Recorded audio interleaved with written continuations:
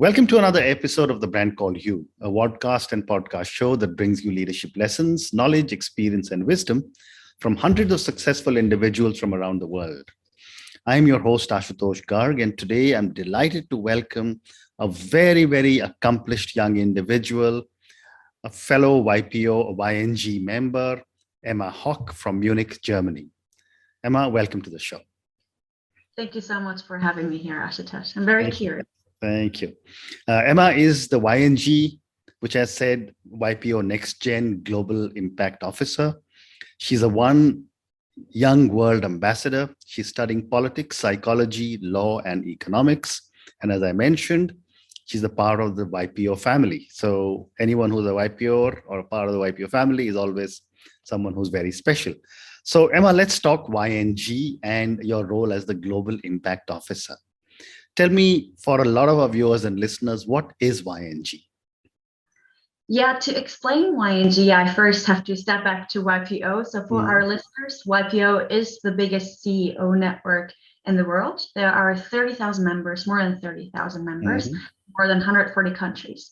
So basically what YPO Next Generation is, so YNG, is bringing all these children of the CEOs together in their own network. We're all between the ages of 18 and 30 to really create the next generation of leaders. Yeah.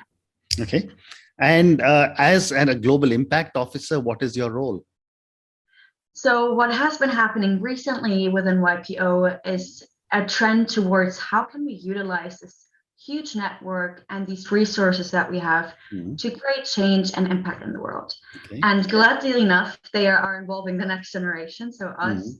And so what I'm doing as the first global impact officer is to really set the foundation for all YNGers to increase and create their impact and find their position in the world. Okay.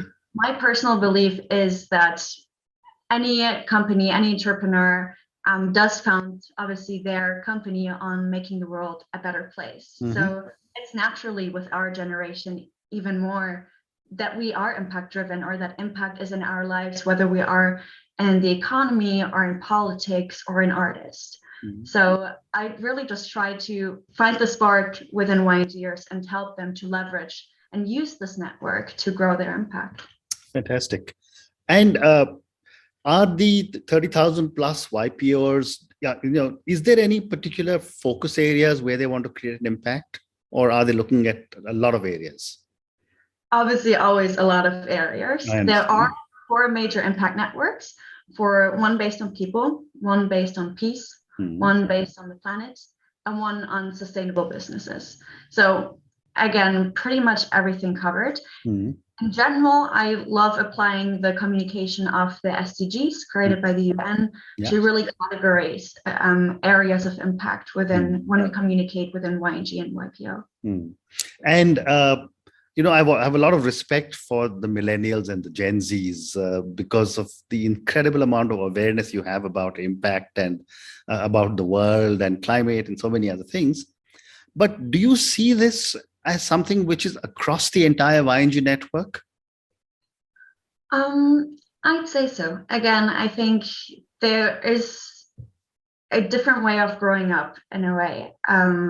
The next 10 years look very different to us. So for me, my 20s, or the thought of founding a family is very, very different than it was to my parents. So I do think it is very much ingrained. I do see also a trend, especially with this very, very privileged young group of people that we are, to look at, okay, how can I really use this position? How can I rewind my family business? How can I really create a company that has a profound purpose? And I think that's the key word. Purpose driven is a whole new definition and a whole new goal in our generation. How nice. And I always said that, the world that was messed up by people of my vintage is in very good hands when I talk to young people like you. Thank you. So, Emma, tell me, as you are rolling out and talking to so many young YNGers across the world, what are some of your challenges and some of your learnings? When I try to answer that question, I can bring it usually down to one word, which is human. There are the challenges and the opportunity. Challenges in that sense that sometimes processes can take so long just because we are limited in time and effort, which is fine, which is normal. We all have lives and things to deal with, whether it be professionally or personally. It can lead to efforts like the global hackathon that we started in the beginning of the pandemic, where it took us 1 week to get together more than 200 YNGers on this virtual hackathon. And the efforts around it were insane to build this community. It was beautiful what everybody put into this within 1 week. And sometimes then building a brochure can take 8 months. Correct. You know, like it's just like this imbalance of how much accountability can I give people sometimes. But there are the opportunity, as so many relationships or projects are based on relationships. Everything that I build up here is based on a network and connections that I'm being introduced to, that I am nurturing, and that I can see grow into actionable items. I think that is amazing to me. Incredible. So, when I was reading about you, you're focusing on the environment and helping refugees. So let's first talk about the environment. What are some of the challenges, in your opinion, the world faces? Yeah, I think that's the thing. It all comes, whether it be migration or food insecurity or wars even, it all comes down to climate change. And that's a given for me. It's the source of most of the things out there. And I think with any actually impact topic, not just climate change, it all comes down to awareness. Whether it be for my parents' generation or just in general people out there, because most people will focus on topics that they are aware about that need focusing on. So friends of mine who grew up with family members with special needs, they will focus and dedicate their life to inclusion. I personally did not grow up in that way. And I grew up in Munich, where I experienced the refugee wave of 2015. So my focus is refugee and migration as well. So awareness plays a profound role for a lot of people. And especially when looking at YPO and these 30,000 CEOs, I wonder if everybody had one project that they are aware about and passionate about, to give back and see how they can utilize their resources, the impact would be incredible. I agree. And, thank you for talking about this point about, what you are aware of. I never ever thought of it from that perspective, but you're so right. I mean, your focus will really be on those areas that you have experienced personally. It's fantastic. Thank you. So staying with climate change and the environment, Bill Gates recently said that the world has only 10 more years left to make substantive changes in the way we think about the environment. I'd love to get your perspective. Yeah, when you say that, Ashutosh, what I feel is fear. It's something that I, with my friends, talk a lot about. And again, what I mentioned earlier about the founding a family aspect, for example. I grew up, or still really want to be a mother, for example. However, does that really make sense to put a child into this world in 10, 15 years?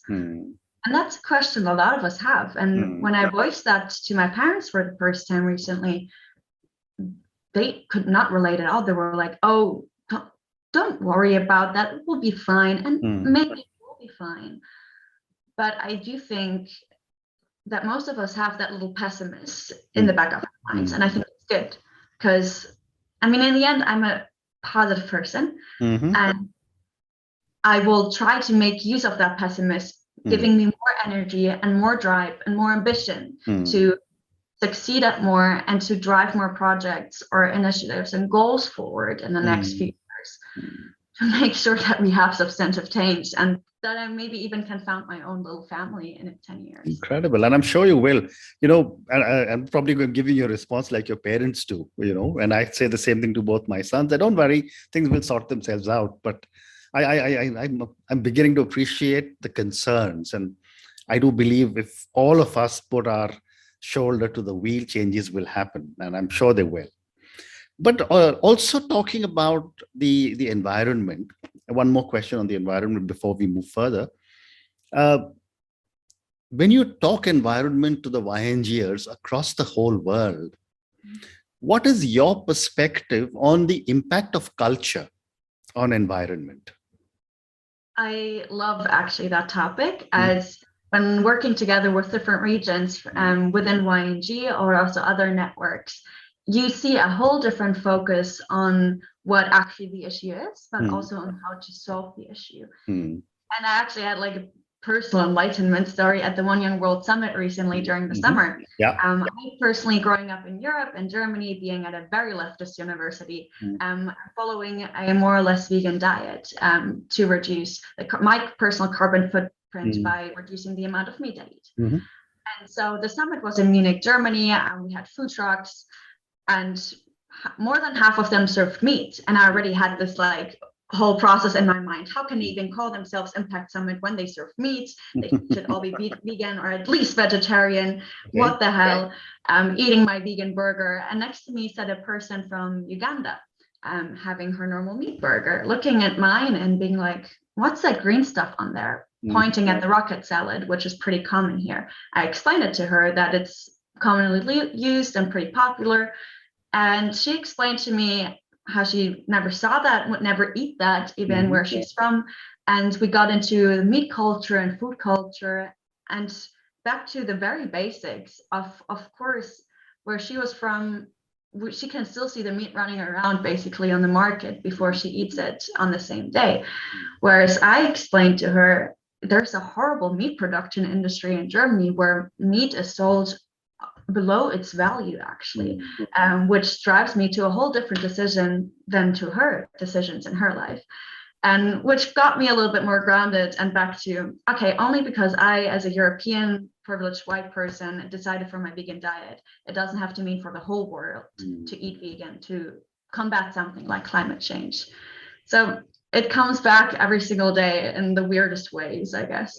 Amazing. And what I'm really enjoying about my conversation with you, Emma, is that you are actually learning about it based on your own experiences, and you have no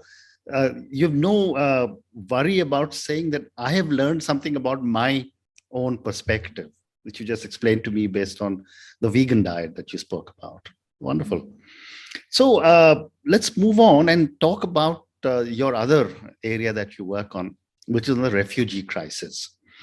Tell me a little bit about the work that you're doing here. So our original main goal was to look at how can we ease it for refugees and migrants in Europe to get a better path or easier way into the job market. Speaking about this with other CEOs and a network of CEOs, it was kind of a profound answer of like, of course, we'll just ask them if they can employ them. Well, COVID hit, the ask was very difficult, response basically not really there. So we took a step back and decided to connect refugees and migrants with mentors, YPO mentors, where the response was incredible and really, really rewarding in that sense to see there is eagerness. And again, you just pointed out my personal experiences. I think it also comes down in general, always to personal experiences, and that you could see with this as well. A lot of people did not feel ready to employ people in their big businesses, but were ready to embrace a personal experience and journey with a refugee and migrant to help them out. And I think we found a very good point there to start, and maybe in some period of time, then transfer refugees and migrants to YPO companies, if the emotional foundation maybe for it is even ready. So it's again very interesting human dynamics happening here that we are working with. Correct. And again, your country, Germany, has actually been an incredible country to have received millions of people, and it set the standards across all of Europe. But there are a lot of changes that are beginning to happen across all of Europe on the position on refugees. I would love to get your perspective on that. And this is not from a political perspective. Well, how do you make it not political now? I get that it's a very personal debate, and even within local, so also the CEO spheres are here a very different point of view. So only because I have money doesn't mean I'm super liberal or so, or my family has it with open arms and can say, yes, it's not only a working class people. So you cannot really, what I want to say, push it into different aspects of the population who say we don't want, or we want refugees. So I find it super hard. And I think all back again, personally, I would say it comes back to fear. Fear of what happens if you let these people in. But for me personally, I can just argue how I feel about why I want to let them all in. It's, for me, it comes down to facts, as at least in Germany, we have an aging population. We just need workers in any aspect, not just in the healthcare industry, but everywhere, period. Why don't we take those highly educated people in that come to us? Because the people that end up in Europe usually are already the top of those countries where they flee from, because they have to have money to pay for their incredible journeys here. So for me personally, it's kind of a no-brainer. Why can we not include them? And it was not even their choice to necessarily end up here. And also from just a humanitarian perspective, and maybe it's also back to my generation that we grew up in a globalized world, in a very diverse world, and maybe more used to it as well. But there are so many, when I talk about it, it's so warm in myself. I feel the emotions of welcoming people and really wanting to include them, because I think that's the future, period. Oh, nice. Oh, nice. I mean, it's amazing just talking to you. So, Emma, I'm going to move to something that you are doing probably from a startup perspective, about your mobile app called Wondr. Tell me about this app and what are you doing with it? So our goal with it is to enable human connections. And we do this by giving people a journey of icebreakers, so a little bit different questions than you would ask usually, to bring their conversations to a next level. And we aim to do that with people who already know each other, so that you can really reconnect with your partner, your colleague, your friend, or your sibling. And you'll always find something new about them when you ask these questions, something that will surprise you even after 20 years. And that's what we want to create, and ultimately lay the foundation for less conflict, for more understanding, because it all comes back again to human connections, to the emotional connections you make with people. And this can really create this beautiful basis for better relationships, better family dynamics, better work dynamics, and better results if we already talk about the professional life. Amazing. And is this an app that is available on iOS and Android already? Yes, so we do have it on iOS already. So you can just go Wondr without an E app in the App Store. And we are working on the Play Store version right now. We're testing it. We are still a startup. We just launched in November. I recently saw a startup curve on LinkedIn, which was like, So that's the process we're going through right now. So very honestly, it's still, we're trying to find our focus, trying to see where's the proper, because we now found the overall pain point. Where do we find our focusing pain point now? Which audience do we focus on? So that's still something in the works, and that's something that we will hopefully create more and work on more in the next few months. So before I ask you one more question, my comment to all our viewers and listeners, do check out Emma's app, Wondr, Wondr. I'm assuming it's in English, and then take your call. I will certainly go and check it out after my conversation with you today. So Emma, tell me, how you also mentioned that the app is helping in holistic development. Help me understand what this means. So part of our team is actually also YNG, who is a facilitator and very much in the sphere of how can you properly connect with people. So she's the one creating those beautiful journeys.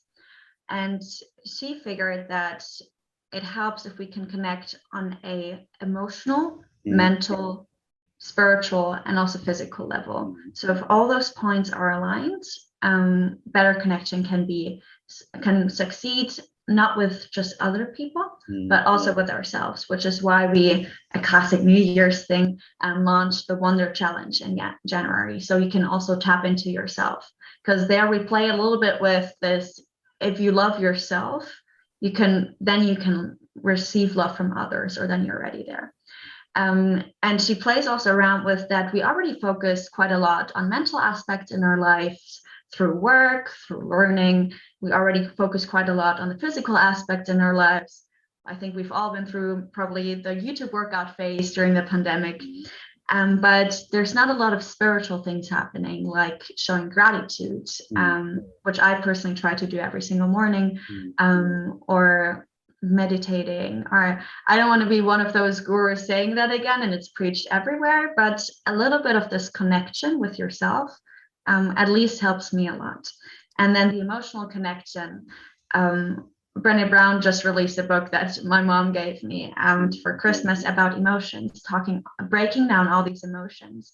And I think even coming with a statistic, how I'm not too far off, that the average person can only name about 4 emotions or so, I think.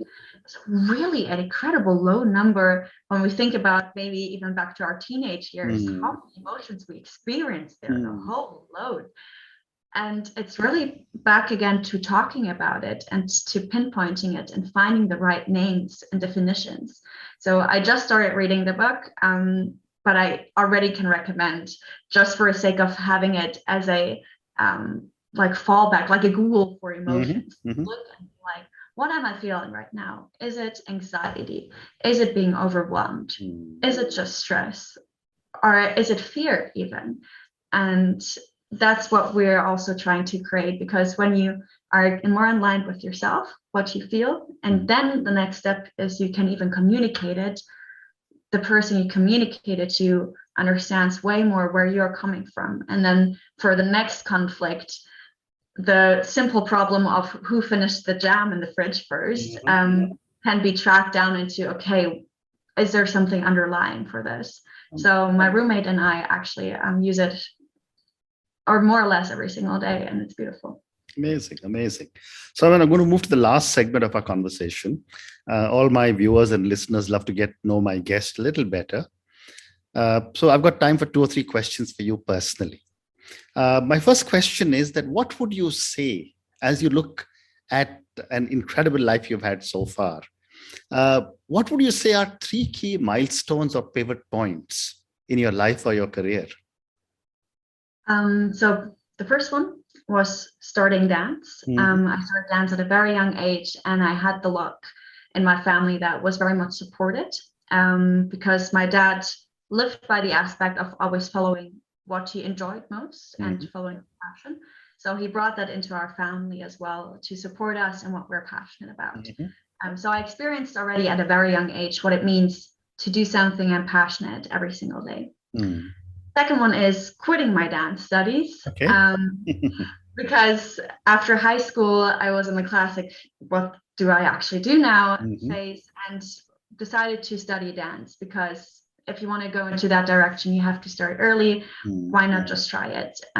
It was personally for me a too quick transition from high school, where I've been already very busy with extracurriculars, boyfriend at the time, friends, dance, and moved on to the next system. And next 8 a.m. getting up every single day, next and that was a phase where I learned to listen to myself, to realize when something is off and do something about it.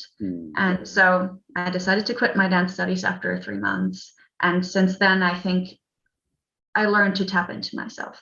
Fantastic. And the last one, sorry. No, go ahead. And the last one would be engaging in YNG, obviously. And having this snowball system of contacts and networks and projects that happen. So those are my 3 milestones. Fantastic. So my next question to you is that, you've spoken a lot about what you're passionate about. For a lot of our young viewers and listeners, I'd love to get your perspective on what are some of the core values you believe in. Honesty and transparency. 2 big ones that were lived in my family that I still bring into the relationships that I nurture in my everyday life. And gratitude, which I practice every single day by writing down 3 things that I'm grateful for. And which makes the appreciation of the small things in life way easier. And I don't think that's a value, but I do believe in the very good core nature of people, which obviously also influences the people I meet and understanding them. Wonderful. And my last question to you, Emma, for all the stuff that you are doing, whether it is with the environment or the refugees or your Wondr mobile app, who or what inspires you? It's really the people around me. I think I had that a lot recently where I was just like, wow, I'm so lucky for who I'm working with. Why am I so lucky? And maybe it's also, I have to give a little bit of credit to myself for choosing those people to work with. So, but maybe it's also just a snowball effect and domino effect of going from the next awesome to the next awesome person. They really, I love the expression, make my heart sing. When I think about the meetings that I have, the projects that I work with them, together with them, almost every single thing there is just beautiful, just because of the people around me. Fantastic. And on that note, I just want to say thank you. And wow, what an amazing conversation I've had with you. Thank you for talking to me about the environment, about the refugees, about all the stuff that you're doing. And thank you on behalf of YPO as a member for the amazing work you're doing for YNG and Impact. I mean, I wish when I was 27 years, when I joined YPO and I was in my mid-30s, I wish there was something called a YNG then. Because I think a lot of awareness is being created amongst the YNG network of our YPO members. And I think that is going to really change this world. Thank you again for everything that you're doing. Good luck. Thank you, Ashutosh. Thank you for listening to the Brand Called You videocast and podcast, a platform that brings you knowledge, experience, and wisdom of hundreds of successful individuals from around the world. Do visit our website www.tbcy.in to watch and listen to the stories of many more individuals. You can also follow us on YouTube, Facebook, Instagram, and Twitter. Just search for the Brand Called You.